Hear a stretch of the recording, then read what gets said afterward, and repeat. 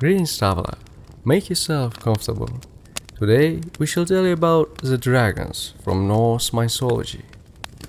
In myths and legends of the world, dragons are often fire-breathing, reptile-like creatures with wings, huge claws, and a long tail.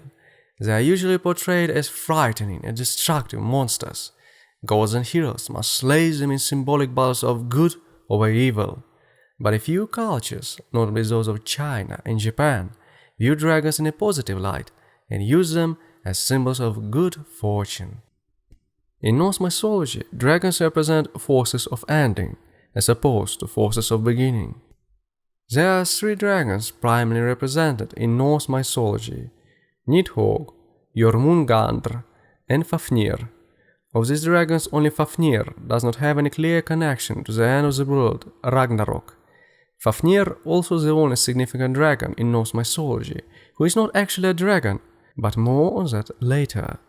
Both Nidhogg and Jormungandr are closely connected to the Ragnarok, and thus with the Norse end of time.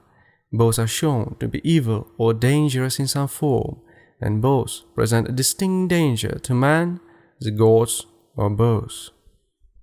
Nidhogg, according to the Velaspa, is a dragon that lives under the roots of Yggdrasil, the world tree that connects the 9 worlds of Norse mythology, and eats the corpses of the dead.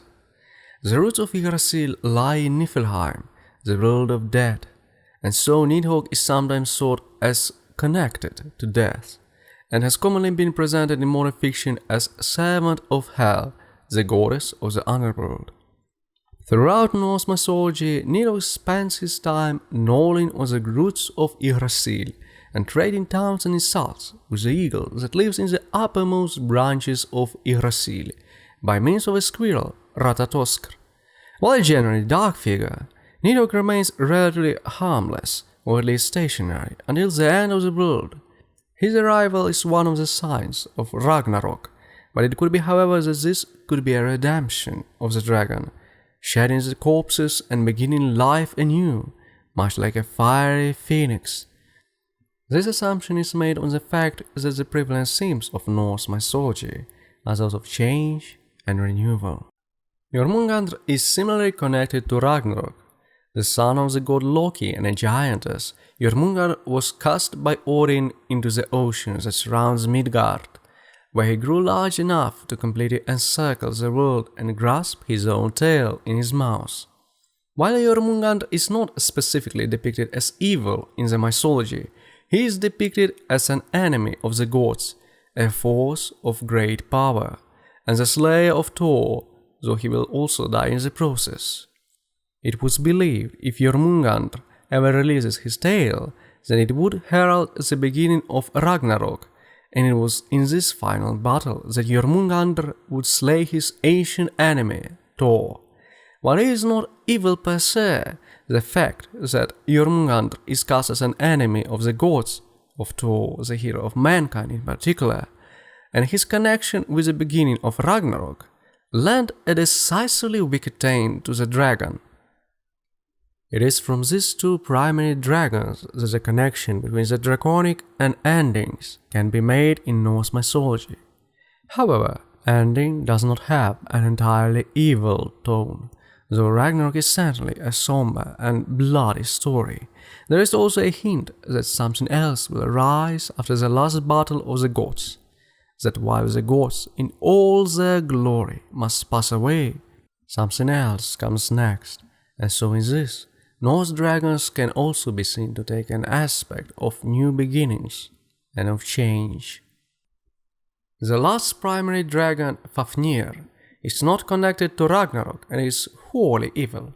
According to the Volsunga saga, Fafnir begins his life as a dwarf, the son of a dwarven king who is strong of arm and fearless of heart. Fafnir is the guardian of his father's treasury, but through various and sundry events becomes cursed by Loki, kills his father, and steals the treasure to hoard for himself. Smoke in Tolkien's Lord of the Rings appears to be inspired by Fafnir. Fafnir then slowly transforms into a dragon to better guard his stolen wealth, Eventually, Fafnir's brother Regin convinces the hero Sigurd to slay the dragon and avenge his father. In the end, Sigurd kills Fafnir and then discovers that Regin planned to murder him for the treasure and kills Regin as well. At the end, Sigurd remains as the victor, hero, and sole benefactor of both the treasure and many magical powers gained from tasting Fafnir's flesh. While Nidhogg and Jormungandr seems to represent endings and change, Fafnir obviously represents greed and the many evils that follows in its wake.